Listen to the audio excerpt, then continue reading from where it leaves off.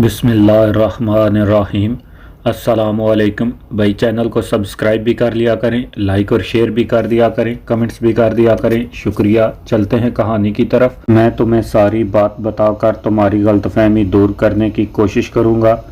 कैसर मेरे साथ ही बैठा हमारी सारी गुफ्तगू सुन रहा था। मैंने राय को ज़हरी मुखातब करते हुए और कैसर को समझाने के लिए कहा, मैं अकेला ही यहाँ आया हूँ और रेलवे स्टेशन की तरफ चलते हुए बातें करेंगे। ये कहकर मैं उठ खड़ा हुआ और राय के साथ रेलवे स्टेशन की तरफ चल पड़ा। अब रात पड़ चुकी थी। रेलवे स्टेशन और इसकी दुकानों के दरमियान खासी जगह सुनसान थी।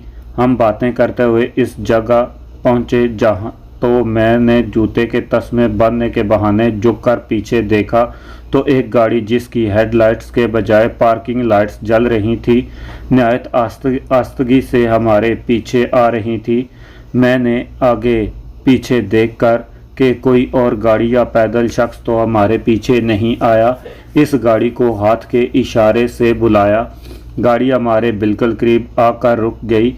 कैसर और इसके दो साथी फौरन ही गाड़ी से बाहर निकले और इससे पहले कि राय कुछ भांप सके, इन तीनों ने इसे उठाकर गाड़ी में डाला। मैंने असफानी की इस मिनी बस के ड्राइवर को चौधरी अजीज़ बिल्डिंग लाल डिग्गी की तरफ चलने को कहा। लाल डिग्गी सियासी जलसों के लिए मशहूर मैदान था। इसके आखिर में जाकर मैंने ड्राइवर को गाड़ी रोकने को कहा। इस सफ़र के दौरान कैसर के साथियों ने इसके मुंह पर हाथ रखकर इसे बोलने या चीख मारने से रोक रखा था। ये तीनों इसी हालत में गाड़ी में से बाहर लाए। मेरे इशारे पर नंबर 2 ने अपने एक साथी से सरगोशी में कुछ कहा। वो भी नीचे उतर गया। यहाँ बिल्कुल अंधेरा था और सिर्फ चंद दरख्त थे। मैं सबको इशारों में हदायत दे रहा था। दरख्तों के करीब राय को कैसर और इसके साथी ले गए और थाई ने अपने खंजर से इसकी गर्दन अलहदा कर दी। मैंने राय की लाश की शनाख्त में हर मुमकिन ताख़ीर के लिए इसके तमाम कपड़े, जूते और अंगूठियां वगैरह उतरवा लीं और इसका सर इसी के कपड़ों में अंगूठियों और जूतों और एक वज़नी पत्थर के साथ बंधवा कर साथ ले लिया। हम फिर रेलवे रोड की तरफ चले और नेवी के गन बोट्स के करीब, जहाँ दरिया या सड़क के बिल्कुल करीब साथ बहता है, वहाँ दरिया में फेंक कर कॉलोनी वापस आ गए। राय को ख़त्म करना मेरे लिए इसलिए बहुत ज़रूरी था कि वो मुतलका हकाम को बताकर हम सब को गिरफ़्तार करवा सकता था। इससे सिर्फ ये गलती हुई कि चिटागंग में मुझे नाहत्ता समझकर अपनी हिफाजत और गिरदोपेश से इसलिए गाफिल हो गया था कि अब मैं पूरी तरह इसकी गिरफ्त में था और बचकर कहाँ जा सकता था। राय को ठिकाने लगाने के अगले रोज़ सारे चिटागंग में बगैर सर के नंगी लाश मिलने का शोर मच गया। लाश किसी हिंदू की थी, ये जानने के बाद शहर के हिंदुओं ने खासा बड़ा हंगामा खड़ा कर दिया और ज़िले सिविल इंतज़ामिया और पुलिस के आला अफसरान के दफ्तर पर एहतजाजी मुजाहरे किए। सकूते डाका के बाद मगरबी पाकिस्तान में मुकीम हिंदुओं की एक बड़ी तादाद चिटागंग में आबाद हो गई थी और इनमें मुसलमानों के खिलाफ इतना तासुब था कि किसी गैर बांग्लादेशी मुसलमान को बर्दाश्त करना तो दूर की बात है, ये बांग्लादेशी और चिटागंग के कदीम रहायशी मुसलमानों को भी खातर में न लाते थे। सारे कारोबार पर हिंदुओं का कब्जा था। मारवाड़ी हिंदू जो 25 मार्च सन 71 की मिलिट्री ऑपरेशन के बाद हिंदुस्तान भाग गए थे, उन्होंने सकूते डाका के बाद वापस आकर न सिर्फ अपना साबका कारोबार संभाल लिया था, बल्कि जो चंद मगरबी पाकिस्तानी तकसीमें हिंद के बाद मशरकी पाकिस्तान में सेटल हो गए थे और जिनकी बड़ी अच्छी कारोबारी साख थी, इनके बिजनेस पर भी उन्होंने कब्जा जमा लिया था। बांग्लादेशी मुसलमान जो मुजीबुर रहमान के बकौल सकूते डाका से पहले मगरबी पाकिस्तानियों के ग़ुलाम थे, अब फिल हकीकत हिंदुओं के ग़ुलाम बन चुके थे। चाय के बिज़नेस में चिटागंग में सिर्फ एक मुसलमान कंपनी असफानियों की थी। इनका कारोबार भी बहुत सिमट चुका था। फ्लोर टी कंपनी के मालिक ख्वाजा वहीद जो चिटागंग में चाय के बिज़नेस में असफानी, ब्रॉक बाउंड और लिप्टन टी की टक्कर के थे, बड़ी मुश्किल से जान बचाकर मगरबी पाकिस्तान पहुंचे थे। मुजीबुर रहमान मशरकी पाकिस्तान के पेटसन और चाय को غیر ملکی سرمایہ لانے والی فصلیں کہہ کر اور ہمارا دیش تمہارا دیش سونار دیش کا نعرہ لگا کر مشرقی پاکستانیوں کو سنہرے مستقبل کے خواب دکھا کر پاکستان کی وحدانیت کو توڑنے میں کامیاب ہوا تھا۔ ان کی بیرونی منڈیوں میں کھپت ختم ہو جانے کے باعث بنگلہ دیشیوں کو بہت بڑی مالی بحران میں ڈال چکا تھا۔ سری لنکا، کینیا اور بھارت نے چائے کی عالمی منڈیوں پر نہ صرف قبضہ جما لیا تھا بلکہ بنگلہ دیشی چائے کے مقابلے میں اپنی چائے کے دام بھی کم رکھے تھے۔ مشرقی پاکستان چائے کا سکوت ڈھاکہ سے بیشتر مغربی پاکستان ہی واحد خریدار تھا اور یہ خریدار بھی اب ان سے ناتا توڑ بیٹھا تھا۔ مشرقی پاکستان کی دوسری پیٹسن تھی جس کی دنیا بھر میں مانگ بھی تھی اور یہ چائے اتفاق تھا کہ سکوت ڈھاکہ کے فوری بعد نیلون، پلاسٹک اور دوسرے کیمیکل اجزاء سے بنے خام مال نے پیٹسن کے مقابلے میں بہت کم لاگت پر مضبوط اور صاف ستھرے ہونے کے باعث پیٹسن کی عالمی منڈیوں پر قبضہ جما لیا تھا۔ پاکستان کی طرح دنیا بھر کے ممالک اب پیٹسن کے اس بہترین نعم البدل کو استعمال کر رہے ہیں اور بنگلہ دیش کی یہ دونوں اب صرف بنگلہ دیش کے اندر ہی استعمال ہو رہی ہیں۔ بات چل رہی تھی رائے کے قتل پر چٹاگنگ میں ہندوؤں کے شور شرابے اور احتجاج کی جس کی تان 3 بنگلہ دیشی اور چٹاگنگ کے مقامی مسلمانوں کے قتل پر ٹوٹی۔ ہمیں اس ہنگامہ آرائی کی تمام خبریں گیسٹ ہاؤس کے مسلمان چوکیدار نے بتائیں اور ہمیں شہر کے مخدوش حالات کے پیش نظر کالونی سے باہر اور شہر میں نہ جانے کا مشورہ دیا، حالانکہ اسے ہماری یہاں آمد کی اصل مقصد کا بالکل علم نہیں تھا اور اس نے یہ مشورہ ہمیں اسفانی مالکان کے مہمان اور ہم سب کو مسلمان سمجھتے ہوئے دیا تھا۔ تھائی لینڈ سے سفر کے آغاز سے اب تک ہمارے بال بے تحاشا بڑھ چکے تھے۔ چوکیدار ہی ہمارے لیے 2 مسلمان حجاب لے کر آیا جنہوں نے ہمارے بال کاٹے۔ چٹاگنگ میں ہمارے بہت سارے جان پہچان والے تھے لیکن حالات کے پیش نظر اور اپنی خواہش کے باوجود میں ان سے نہ ملا۔ اپنی سروس کے دوران یہاں پر اپنے مسلمان دوستوں پر بھی مجھے اعتماد نہ تھا کیونکہ وہ دونوں حصوں کے سیاستدانوں نے نفرتوں کے ایسے زہریلے بیج بوئے تھے جن کے اثرات سے دوستی اور خلوص کے جذبے مردہ ہو چکے تھے۔ مولوی فرید احمد کو جو مشرقی پاکستانی سیاستدان اور اس خطے کی پاکستان سے علیحدگی کے خلاف تھے کو ڈھاکہ کے امریکن کلچر سینٹر کے قریب ابلتے تیل میں جلا کر ہلاک کر دیا گیا تھا۔ چودھری افضل رحمان جو چٹاگنگ کے رہنے والے سیاستدان اور مسلمی لیڈر تھے اور متحدہ پاکستان کے 2 مرتبہ عارضی صدر بھی بنے تھے، سکوت ڈھاکہ کے وقت مشرقی پاکستان چلے گئے تھے۔ انہیں مجیب الرحمان کی حکومت نے جیل میں ڈال دیا اور پاکستان کے خلاف بیان نہ دینے کی پاداش میں جیل میں ہی زہر دے کر ہلاک کر دیا۔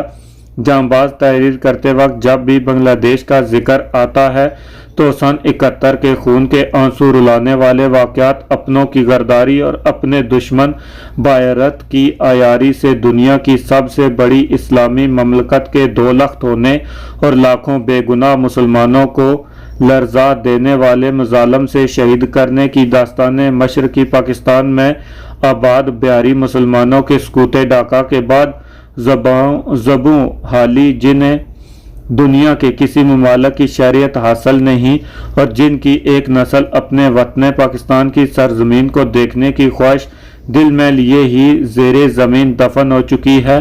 بہاری مسلمانوں کی تقسیم ہند کے بعد مشرقی پاکستان ہجرت کے بعد سکوت ڈھاکہ کے بعد دوبارہ ہجرت اور کھٹمنڈو کے رستے پاکستان آتے ہوئے ہمارے سفارتی حکام کی صفاقی کے چشم دید واقعات، کھٹمنڈو شہر کے سب سے بڑے پارک رتنا پارک جسے فیلڈ مارشل ایوب خان کے سرکاری دورے کے دوران ایوب پارک کا نام دیا گیا تھا اور اس اعزاز پر ہم پاکستانیوں کے سر فخر سے بلند ہو جاتے تھے۔ اسی پارک میں سکوت ڈھاکہ کے بعد کھٹمنڈو آنے والے مہاجر خاندانوں کی بے بسی کے باعث مہاجر कंवारी लड़कियों के 5 रुपए और खाने के इवज सरेआम इज्जत के सौदे होते देखकर और पाकिस्तानी सफारत खाने के अहकाम की बेहिसी और इन मुजालमों के लिए गैर मुल्की इमदाद को हड़प कर जाने वाले वाक़यात को तहरीर करने से बाज नहीं रह सका, क्योंकि पाकिस्तानियों और खुसूसन हमारी नौजवान नस्ल को मगरबी मौसीकी और डिस्को में फंसाकर हमारे बैरूनी दुश्मन ने ममलकत खुदादाद पाकिस्तान के मर्ज वजूद में आने की वजह और इन लाखों शहीदों के खून नाहक से पाकिस्तान की आबियारी करने वालों की याद को इनके दिलों से महव कर दिया है, जिसमें फिर से जिंदा करने की अपनी सही कर रहा हूँ। ढाका से वापसी पर असवानी कॉलोनी में हमें रहते मजीद 8 रोज गुजर गए तो चिटागंग में इस कंपनी के सरबराह शाम को मेरे पास आया। वो भी इस कॉलोनी में रहता था और बताया कि खलना जाने वाला स्टीमर कल बाद दोपहर 3 बजे रवाना होगा, इसलिए हम तैयार रहें। कल दोपहर 12 बजे कंपनी का कार्गो ट्रक हमें लेने कॉलोनी में आएगा और हमें स्टीमर के गैंगवे पर उतार देगा। स्टीमर हमारी रैश का इंतजाम हो चुका है और स्टीमर के कप्तान ने हमें बाहिफाजत खलना पहुंचाने की जिम्मेदारी कबूल कर ली है। दूसरे रोज मुकर्रा वक्त पर ट्रक आ गया और ताराबाजी से रुखसत होकर और अपना सामान और जवाहरात का सूटकेस लेकर हम सब ट्रक में सवार हो गए। इस बंद ट्रक का अकबी कैनवस का पर्दा गिरा दिया गया और आधे घंटे के सफर के बाद वो पर्दा उठाकर हमें उतरने का कहा गया। हम सब जल्द अज जल्द स्टीमर पर सवार हुए। स्टीमर पर रखे कार्टनों के दरमियान खाली जगह पर कुछ गद्दे बिछाए हुए थे और स्टीमर के निचले हिस्से में बने 5 केबिन भी हमारे लिए मखसूस थे। मैंने 2 केबिनों में 3 खवातीन और राजे के लड़के को भेजा। बकाया 3 केबिनों में मेरे अलावा कैसर नंबर 2 और 2 थाई और कैसर के साथी चले गए। मैंने स्टीमर पर भी सब की ड्यूटी लगाई कि मेरे समेत हम सब 4-4 की टोली में 4-4 घंटे अरशे पर मुसल्ला होकर निगरानी करेंगे। तकरीबन 4 बजे स्टीमर ने रवानगी का बम्बू दिया और दरियाए करनाफली से समंदर की तरफ बढ़ने लगा। कैप्टन ने हमें कहा कि हम जब तक खुले समंदर में ना पहुंच जाएं खुद को छुपा कर रखें, क्योंकि इसी दरिया में पतंगा बीच से पहले बहरी फौज की गन बोट्स की चटी और कोस्ट गार्ड वालों की तेज रफ्तार मुसल्ला स्पीड बोट्स गश्त करती हैं। तकरीबन 2.5 घंटे के सफर के बाद कैप्टन ने मुझे बताया कि हम खुले समंदर में पहुंच चुके हैं और हमारा स्टीमर साहिल से तकरीबन 7 मील दूर रहकर खलना जाएगा। मुझे राजा त्रिदेव के टेलीफोनिक हदायत थी कि रानी को खलना ना ले जाऊं और ना ही रफीकुल इस्लाम से मिलने दूं, चाहे मुझे रानी को हलाकी क्यों ना करना पड़े। इधर रानी के पाकिस्तान जाने से पहले खलना जाने और रफीकुल इस्लाम से मिलने के पुरजोर इसरार से मैं भी इस इसरार के असरार की तलाश में था। मैं रानी के केबिन में गया और इसके बेटे को कहा कि वो अरशे पर खुली हवा खाए और समंदर का नज़ारा करे। इतनी देर में मैं रानी साहिबा से अलहदगी में कुछ बात करना चाहता हूँ। लड़का खामोशी से अरशे पर चला गया। मैंने रानी को कहा कि चिटागंग में रहाइश के दौरान मेरी राजा साहब से टेलीफोन पर बात हुई है। हमारे खलना जाने के प्रोग्राम को उन्होंने सख्ती से रद्द कर दिया है। इधर तुम्हारा खलना जाने पर इसरार करने की वजह मैं अभी तक नहीं जान सका हूं, इसलिए मैं चाहता हूं कि मुझे सब बात खुलकर और साफ साफ बताओ कि तुम खलना क्यों जाना चाहती हो। रानी कुछ देर फर्श पर नजरें गाड़े बैठी रही, जैसे फैसला कर रही हो कि मुझे हकीकत बताए या ना बताए। फिर बोली, मैंने तुम्हें पहले भी कहा कि रफीकुल इस्लाम बड़े असर और रसूख के मालिक हैं और वो हमें बैंकॉक ले जाने के लिए किसी छोटे जहाज का इंतजाम कर सकते हैं, इसीलिए मैं खलना जाने पर जोर दे रही थी। अगर सिर्फ यही वजह है तो मुझे रफीकुल इस्लाम से मदद लेने की कोई ज़रूरत नहीं। मेरे अपने ऐसे वसाइल हैं जिनसे मैं बैंकॉक जाने का इंतज़ाम कर सकता हूं। लिहाजा मैं कैप्टन को कहता हूं कि स्टीमर यहीं से मोड़कर बर्मा की जानिब चले, जहां से हम समुद्री रास्ते से बैंकॉक चले जाएंगे। मैंने ये लफ्ज़ कहे तो रानी पलकें झपकाए बगैर मुझे देखने लगी, पर कुछ ना बोली। میں جانے کے لیے اٹھا تو رانی نے انگریزی میں مجھے کہا، پلیز اسٹیمر کا رخ نہ بدلواؤ، میں کھلنا جانے کی ایک اور وجہ بھی ہے، کیا تم مجھے یقین دلاتے ہو کہ میرے راز کو راز ہی رکھو گے؟ رانی کی اس بات سے میں تجسس میں اور بڑھ گیا۔ میں نے بیٹھے ہوئے کہا، تمہاری بات کو راز رکھنے کا وعدہ صرف اس حد تک ہے کہ جس سے مجھے اور میرے ساتھیوں کو کوئی نقصان نہ پہنچے، اور کھلنا سے تم یقیناً ہمارے ساتھ ہی پاکستان جاؤ گی، ورنہ مجھے تمہاری لاش کو تابوت میں رکھ کر پاکستان لے جانا ہوگا، کیونکہ میرا بھی راجے سے یہی وعدہ ہے۔ رانی میرا جواب سن کر پھر تذبذب میں پڑ گئی۔ میں نے چند لمحے انتظار کیا، اور جب اس کی خاموشی نہ ٹوٹی تو میں نے پھر اٹھتے ہوئے کہا، شام ڈل رہی ہے اور رات کو اسٹیمر کا رخ موڑنا اور نئی منزل کے رخ کا صحیح تعین کرنا مشکل ہوگا، لہٰذا میں کیپٹن کے پاس جا رہا ہوں۔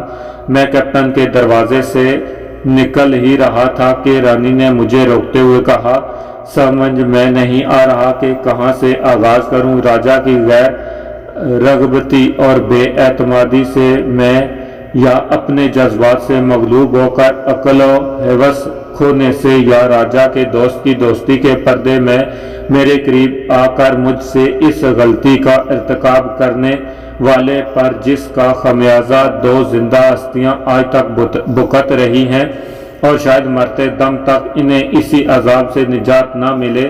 رانی اتنی بات کہہ کر خاموش ہو گئی۔ میں واپس پلٹا اور کیبن میں دوسرے بیڈ پر، جو راجا کے لڑکے کا تھا، بیٹھتے ہوئے کہا، انسان خطا کا پتلا ہے، اور کوئی غلطی بھی ایسی نہیں جس کا اس دنیا میں مداوع نہ ہو سکے۔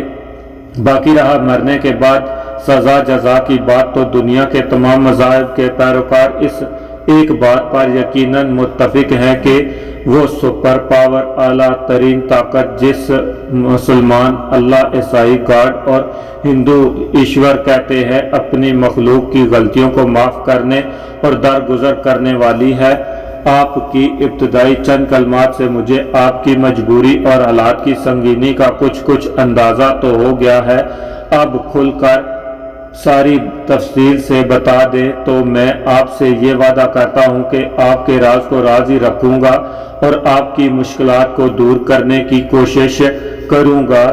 قارئین، یہ راز میں کبھی بھی زبان پر نہ لاتا اور نہ ہی تحریر کرتا، لیکن رانی اور راجا اب اس دنیا میں نہیں، اور مجھے یہ بھی یقین ہے کہ دوسرے متعلقہ افراد بھی یا تو مر کھپ گئے ہوں گے، اور اگر زندہ ہیں تو یہ راز اب سے بہت سے پہلے تشخیص بام ہو چکا ہوگا۔ جہاں تک راز والی شخصیت کا تعلق ہے تو وہ آج کل کراچی میں ہے اور اپنے بچوں اور شوہر کے ساتھ خوش و خرم اور نہایت آسودہ زندگی بسر کر رہی ہے۔ میں نے جان بوجھ کر اس کا نام صحیح تحریر نہیں کیا، اور اس نے بھی پھر کبھی پیچھے مڑ کر نہیں دیکھا۔